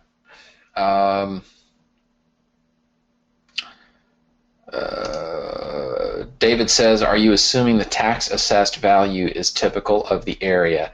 No, I'm not making. I was assuming that for argument's sake, just to be able to give an explanation, but that is definitely not the case. I would not make that assumption. And let me talk about comps for a second. When you're comping a house, if you've heard us talk about how we do our initial offers in our wholesaling company, this won't surprise you, but you guys might be a little surprised to learn that we actually use the Zestimate as our initial starting point for an offer. I know, right? The Zestimate is not... Doesn't sound good, man. Sometimes it's close, sometimes it's not. But our purpose when we make our initial offer to a seller is not to get them to say yes. It's to drop a lure in the water and see if they're willing to nibble. So a quick, easy way that we can do that is to work a formula based on the Zestimate right there while we're on the phone with them, and then we see if we have somebody who wants to play ball with us. Now, once we have a shy yes out of them, or we can tell, okay, they've got the motivation, like we're in a ballpark that seems like it probably makes sense, then we go to hard comps, okay? And hard comps, it doesn't take you that long to do it. It takes a little practice at first to learn how to do it. But basically, you're either going MLS, or you're going in some areas. There's like regional services, like these may not mean anything to you guys, but like Courthouse Retrieval System and Chandler Reports. There's some non-MLS systems that can give you good comps. You can also do comps, Investor Comps Online. Our friend Mark Jackson has a comp service, and those are good comps. I'm a believer in Investor Comps Online. You can get real comps from Zillow, but it's hard to get the data in a way that is easy to analyze from Zillow. And you can't control the variables in the data well enough in Zillow to really use it consistently for comps, in my opinion. So anyway, just a word on comps. I feel like that's a common question I hear, and I thought it might be helpful to a lot of you guys. Did you find another question to pop out there, or were we both looking? Do the homes that you buy, I guess, have to be in great condition? If not, what amount of repairs is acceptable? That is definitely a personal question, just based on the types of properties that you want to work on and your business model. Like me personally, do not like huge renovations, hate gut jobs, and like friend Daniil Clayman, seeing some of the pictures of some of the houses that he's gutting on Facebook and building from scratch, like I want nothing to do with. Yeah. I've done, like, kind of my bread and butter with rehabs over the years has been your $15,000 to $25,000 rehab on your cookie cutter house in Charleston that's in like the first time home buyer price range. It's out of the ghettos and war zones. That's under price points that don't cash flow as well. I love picking up a good house in a good neighborhood, in decent condition, in great condition, that a motivated seller is ready to dump. Oftentimes, properties need $15,000, $20,000, just on the regular. Like, what amount of repairs is acceptable? It's all up to you and your business model and what you want to deal with. Some people hate renovations, some people love them, and some people like the bigger the better. So that's going to be just for you to figure out what kind of deals you want to focus on and go from there. Let me clarify too. If you're a rehabber, I think if you're a new rehabber, I would recommend you start with something lighter just to get your feet wet, because something that's intense, if you don't know what you're doing, can bury you quickly. That said, that's where some of the biggest profit margins are. The yuckier the house, the bigger the profit margin. If you're a wholesaler, it's a moot point, because you're not shopping for yourself. You're shopping for your cash buyers and what they want. So I don't care. I want whatever my buyers want. That's the business that I'm in, is knowing what a deal is to them. And some of them love a house where the floors are falling in and there's like 1,000 dead cats laying around, and then others don't. So, for what that's worth. John Walton has a question here. I have a property that did not work on, now property that did work on, now renting. Okay, so you did some work on this house, now you're renting it out. What's the best way to get a chunk of money out? The banks are not letting me borrow against due to it being an investment property. Okay, I have two solutions for you, John. Two possible solutions. One, don't go to the banks, find a private lender. Okay? Private lender, especially someone who's familiar with investment property, they're going to be more understanding. Second, record a mortgage against the property for the amount that, I'm not, how do I put this? Let me give you an example. I think this may give you a little light bulb. I was talking to a friend of mine the other day who, they bought a house, and they bought a house for like $200,000, and they wanted to put about $20,000 worth of work into it, and then it would be worth around $250,000 once they put the 20 in. Now, this is not an investor. This was an individual. Okay, they were living in the house.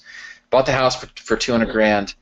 Want to put 20 into it? It'll appraise for about $250,000 after that. And they were like, how do I, after I spend that $20,000, that hurts. That's cash. Like, can I refinance and just get that money back? And I said, well, maybe not. The bank may not want you to do that because it's a cash out refinance. So what you do is you borrow the $20,000 from your in-laws to do the rehab, and you give your in-laws a mortgage, a second mortgage on the property. You record a second mortgage for the $20,000 on your in-laws' behalf, which is totally legitimate, right? Now there's a mortgage, so you go to refinance, and the bank that you're going to refinance with says, there's a mortgage here. Yes, we're gonna let you borrow the $220,000 and pay off the first and the second because there's a second mortgage. If you just said, hey, I just want to pull the $20,000 out because I spent it on rehab, that's a cash out refinance. We're not comfortable with that. But if they see a mortgage on the property for that, then they will do that because that's standard operating procedure. So in this situation, come up with a legitimate way to put a mortgage on the property for the amount of money that you're talking about. I'm not saying do anything deceptive or illegal. Make it legitimate. Come up with a legitimate way to do it, and then have that mortgage paid off when you refinance. It's a lot simpler. Here's a quick question from Mark D. Is tax value different from appraised value? So, like the county has a certain value recorded for what they're going to base the taxes on the property. And sometimes they call that, sometimes you'll hear it referred to as tax value, sometimes you'll hear it referred to as tax appraised value. So that may be the same thing, but actual value, like if you went to an appraiser and got them to do an actual appraisal on the property, then that could be totally different from what the county values the property. Yeah, and basically just ignore the county's value, in my opinion. Yeah, it doesn't mean much. It doesn't. Use comps instead. Don't go on the. I mean, you can use the county's appraisal if you want to do it. Use it like I do, like we use this estimate. But I mean, why not just use this estimate? I trust this estimate more than I trust the county's appraisal most of the time, and I don't really trust this estimate. So take that for what it's worth. Got a question from Maria. Maria says, do you usually send only the discounted cash offer or a letter of intent with A or B offers, like a cash and a terms? Any thoughts? I do not give good phone yet. I don't know what you mean by that. It sounds a little dirty, though. Not good on the phone yet. Okay, so that's a good question. I've done it both ways. Currently, our process does not involve a lot of multiple choice offers, but I'm not opposed to it as a strategy necessarily. One of the smartest guys I know, Walter Wofford, just down the road here in Jackson, Mississippi, he always makes 3 offers to every seller he talks to. He makes an all-cash offer that's low. He makes an all-terms offer that has a high price but very favorable terms. And then he makes a hybrid offer that's part cash and part terms that's kind of in the middle. And he usually tries to steer them towards whichever one he thinks is going to solve their problem the best, but he always makes those 3 offers. And it's a fine strategy. But currently, now I'm not the one in our business dealing directly with sellers anymore.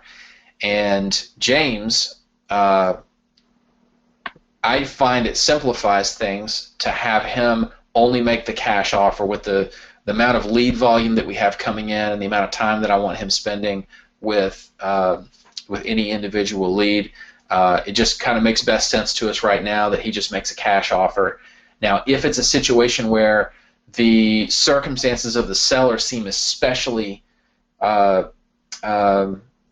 conducive to a terms offer, then we'll go that direction as well, maybe make multiple offers. But unless we have a sense that that may be especially good for this situation based on the story the seller's told us, then we're just making cash offers right now. Just kind of our choice. Hey, Tim Mitchell asked if you happen to know what the website link is for Mark's Investor Comps Online. I think it's investorcompsonline.com. I'll check it out.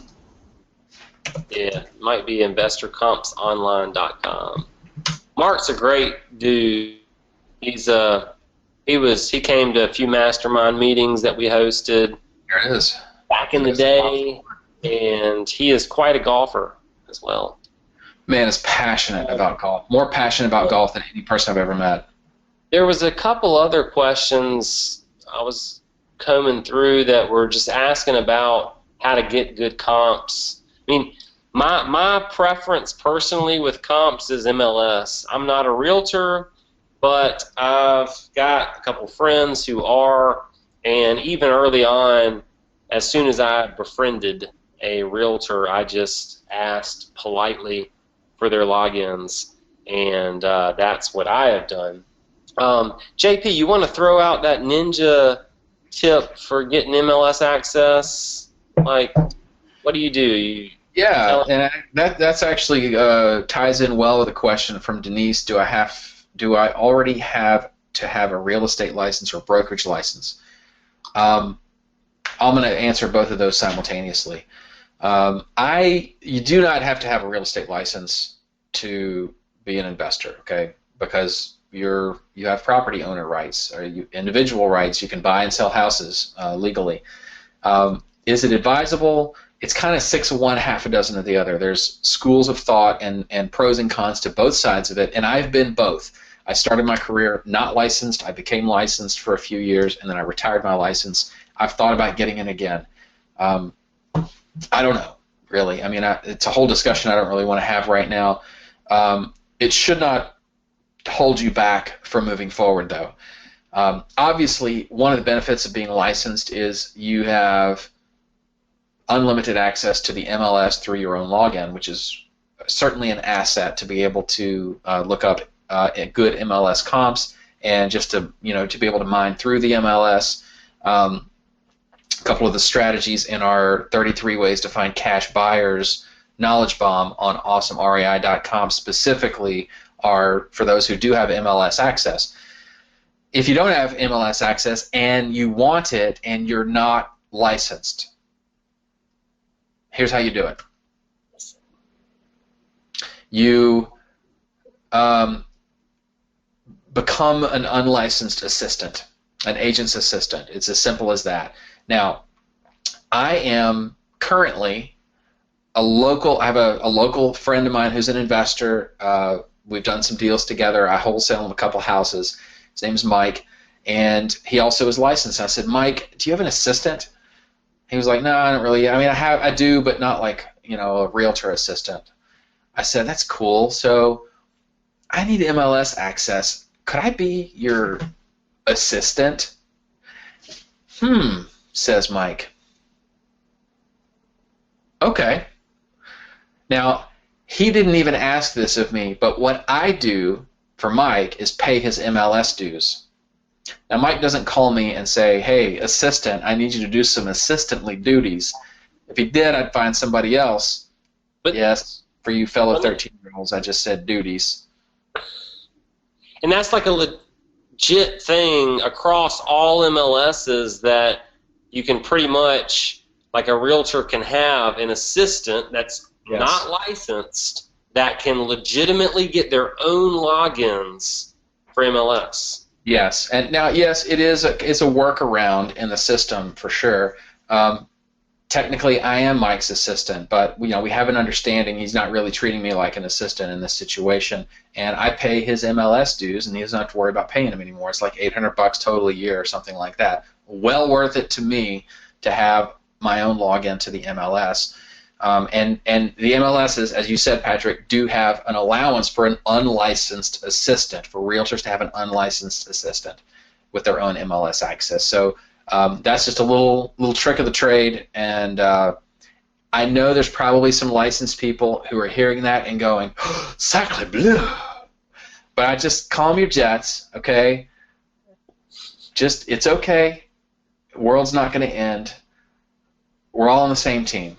Okay, I'm not anti-realtor. Some of my best friends are realtors, and while I do know that there's some idiot realtors out there, there's some idiot investors out there, and there's some really awesome people who are realtors. So we're playing for the same team. High five, realtors. High five. I'm not a realtor, so I'm not going to high five you. All right. Elvis asked, he says, I'm new here for the first time. My question is, where can I find cash buyers? We've got a resource for you. JP, pull it up real quick. Just show them the site and the knowledge bomb. All right, go to awesomrei.com. When you get there, click up here at the top, click on Awesome Blog, and scroll down till you see 33 ways to build a ridiculous cash buyers list. Clickety-click. Clickety-click. And you'll see, when you get past the image of the Sound of Music head explosion, you'll see these 3 tabs. The first tab is, hi, I'm awkward. Those are networking tactics. The second is Thug Life. Those are street tactics. And the third is the internets. Those are the web and tech tactics. And there you go. You're welcome. End of story. Nice. Yeah. So, knowledge bomb. Yeah, we've got a couple bombs for you, waiting for you over on Awesome REI. One of them has to do with building your cash buyers list. So head on over. All right. Let's see what else we got here.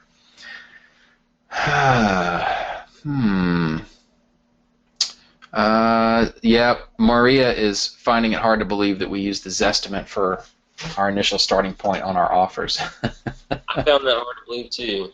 Yeah. But I mean, you've got a formula where you're comfortable knowing that based on the Zestimate or typical Zestimates in your area that your formula is going to be a low enough offer to considerably make room for any miscalculations, I guess. 15-minute warning. We're going to go no more than 15 minutes on Q&A here. That'll take us up to 10 p.m., okay? Cool. All right.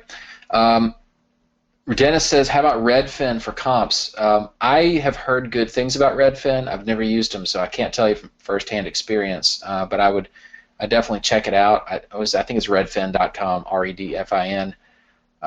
So give it a shot and give us some feedback, actually, Dennis.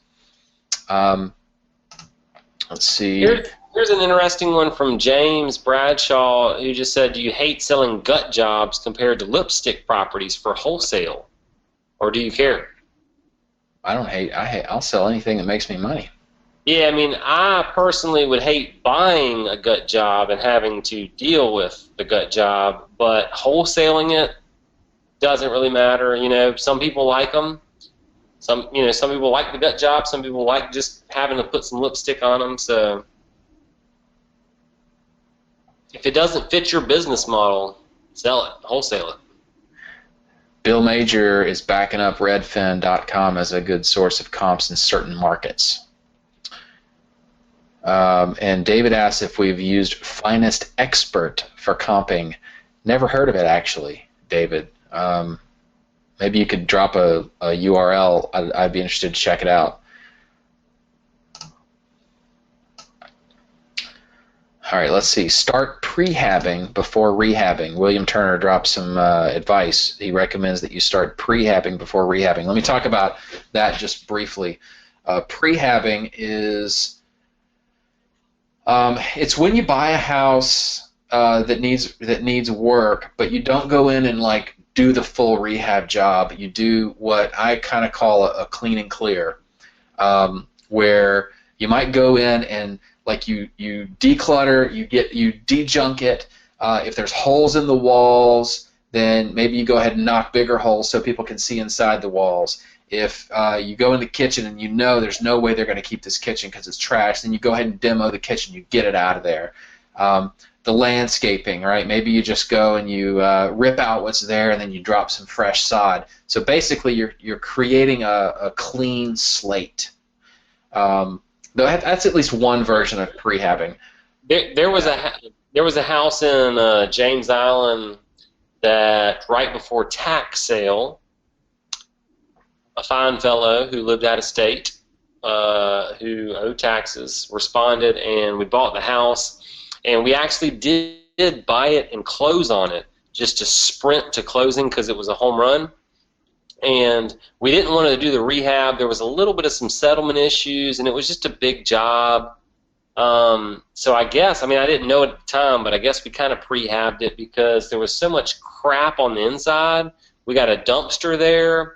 We got the whole house cleaned out, cleared out, and that's all we did, literally. So with some wholesales, we also would do a little landscaping, but I'm with you on that. Okay, so got a question here from Donna. Wait, is that right? No. Bob Frost. How do I get proper proof of funds for an REO property to make an offer when lenders won't even talk to me until I already have the property under contract? My exit is to rehab and sell retail. Now, first of all, I don't know what lenders won't talk to you until you have it under contract, but most people who lend money for real estate understand that providing a proof of funds letter is par for the course. So that's a little odd to me if they won't even talk to you until you have it under contract. I think maybe you could reapproach them and say, I can't put a contract on an REO without proof of funds. What would you recommend? Like, ask them what they recommend in that situation, or find a different lender. Now, I brought up on my screen here cashformyclosing.com. This is transactional funding setup run by a friend of mine named Brian Mitem, and he offers, you can actually buy for a couple bucks, maybe $5-10, a proof of funds letter that you can use. Some REOs don't like a proof of funds letter. They want to see a bank statement. So if you're in that situation, this won't work. This is more of a letter, and it's legit. I mean, he's a legitimate transactional funder. He also does hard money, but I think he only does hard money to his students and friends. But I'm sending you to him as a resource for proof of funds letters. He's not a scam. He's a solid dude in the north who does a lot of deals. So yeah, hopefully that helps, Bob. I think either you're possibly mistaken about them not being willing to give you a proof of funds, or they need to understand how the business works. All right.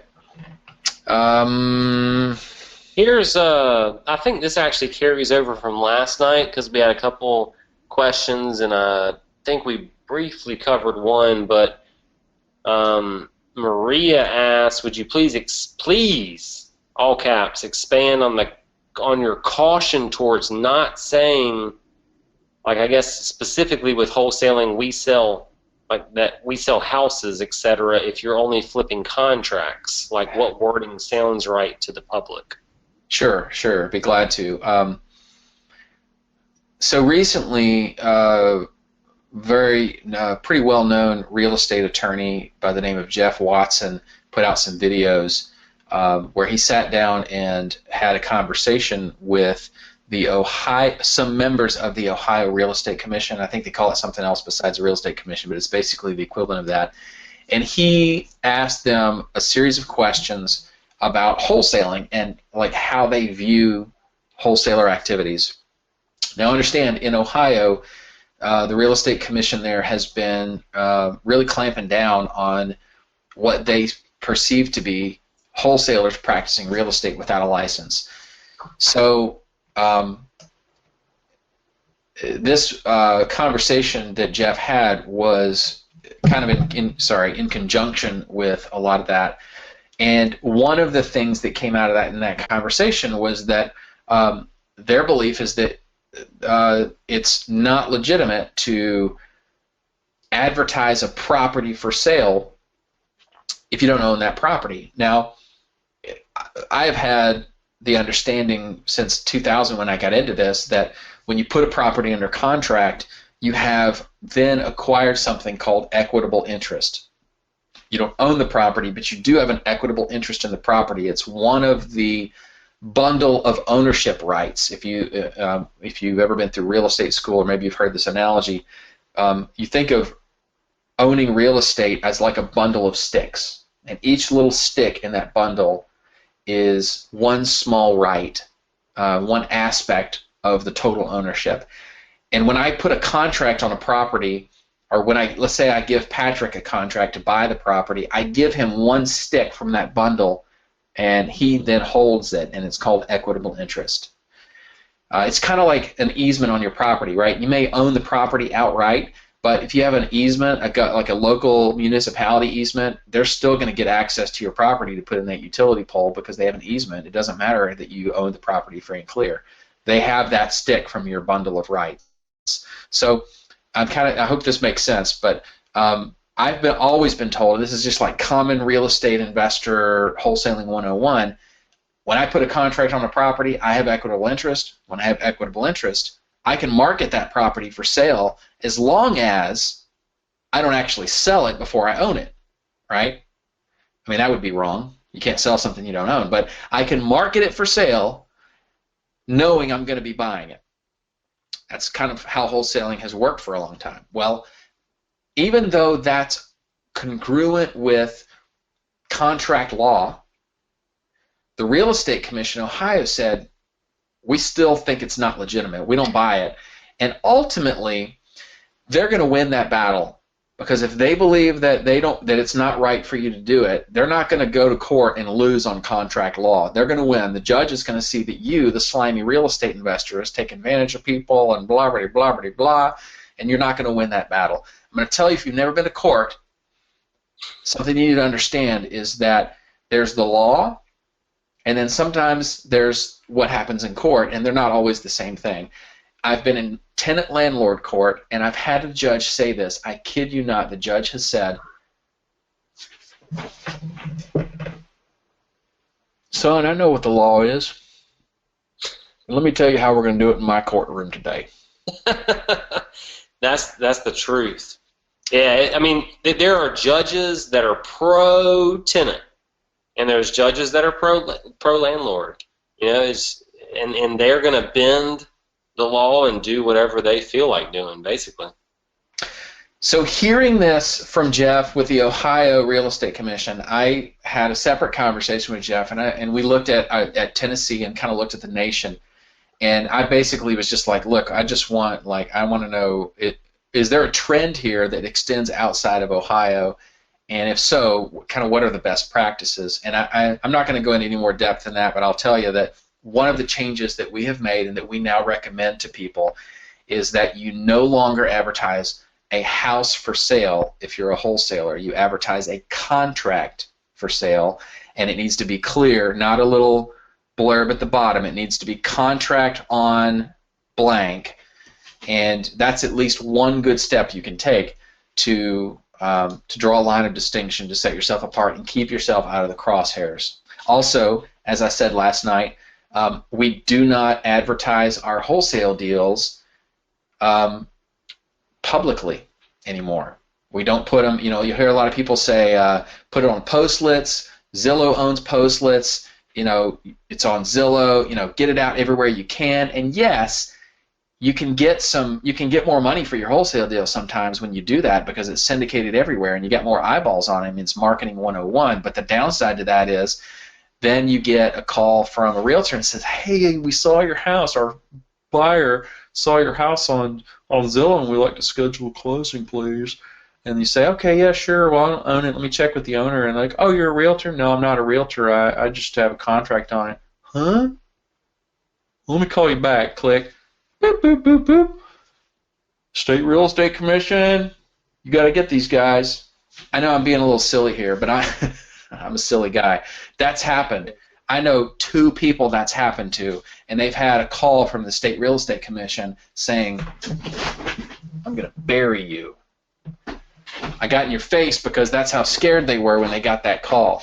So yeah, that wouldn't be a fun call to get, for sure. It wouldn't, and I'm sorry, that was a long explanation. My wife gets on to me for how wordy I can be sometimes, but hopefully that really crystallizes for you guys why we've made those changes in our wholesaling business.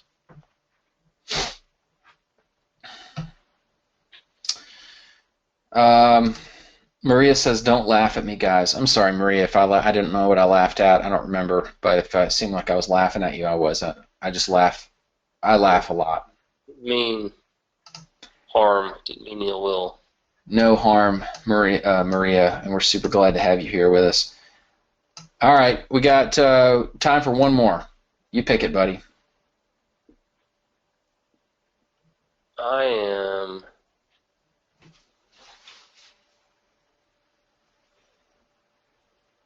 have not. Okay. Let's see. A lot of these are just kind of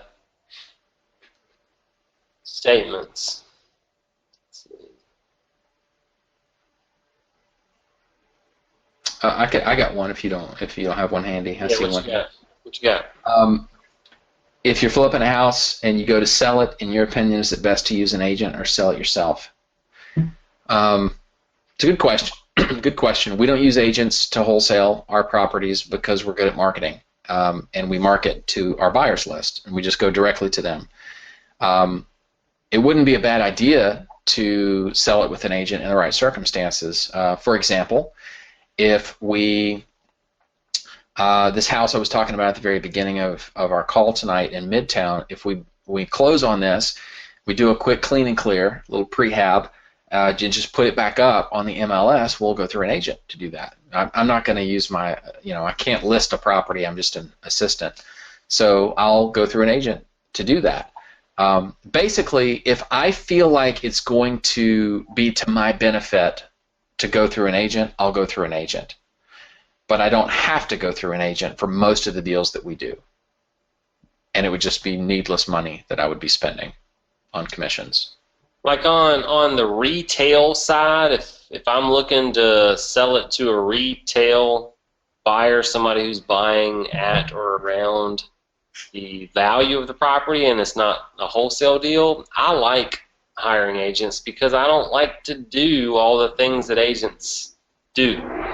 And of course there can be like at times we'll for sale by owner a property for a couple weeks maybe first, and then transition to listing it with a realtor if we're looking for that retail buyer.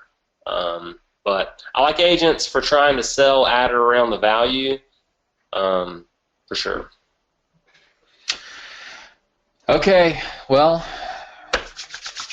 that's a wrap. It's been 3 amazing evenings, guys, and we have really I've thoroughly enjoyed being here with you and pouring out and just having a chance to hopefully sharpen some axes. Thank you guys for being a part of this with us. Let me just, I guess, end with this. AwesomeREI.com. It is about you. It is about a culture of doing this thing better, doing it awesomer, and having a lot of fun in the process. It is something that we are going to be putting really almost all of this side of our world is going to be going into that now. We still have our real estate endeavors and whatnot, but we run our business like a business, so it doesn't pull on us as much as it used to. So it gives us the opportunity to be able to walk alongside and help and coach and cultivate some of you guys who can benefit from that. So dial in with us, stay dialed in with us, and we'll make it worth your while. Patrick, any final thoughts, buddy? Yeah, a couple just thoughts. Like when you head out of here tonight, head over to Awesome REI. We've got some knowledge bombs already over there for you. So dig in. And we got some questions earlier. I answered. You may have noticed that it looked like I was probably looking over here, and I was answering a number of questions during the training. We had a few tonight and last night and the night before that were all asking about, if you own the private money blueprint or private money on demand or 10-hour wholesaler or whatever, where do you consume those products now? Do you still have access? The answer is yes, you still have access. You still can consume those products where you have been. Eventually, we are going to have the members area built out for our different products and programs at Awesome REI, so that is coming down the pipeline. It's basically going to be our home base. It is the new name of the company, and really, like originally, somebody asked last night, we didn't get the question, like, why did you change the name? And the reason why is because originally, when the company was started, we launched the Private Money Blueprint Home Study Course and named the company Private Money Blueprint. Maybe a little short-sighted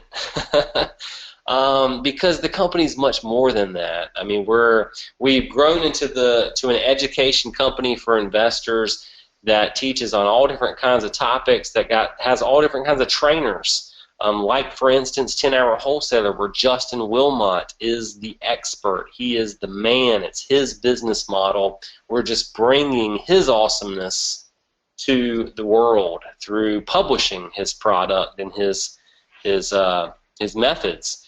And it's just awesome to have you here. Thank you all for being here. This has been so cool. The last 3 nights, these live trainings, getting to answer a lot of you guys' questions, and it's been a pleasure. So thank you. Yes. Thank you. And we look forward to the future. We got a lot of cool stuff coming down the pipeline soon. Podcast.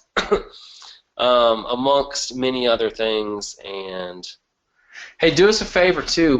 When you have a chance to go check out the 2 knowledge bombs that we've posted so far, if you would just leave us a comment. We're paying attention, and we've got a couple of comments, but hoping to get a little more interaction because I'd like to hear from you.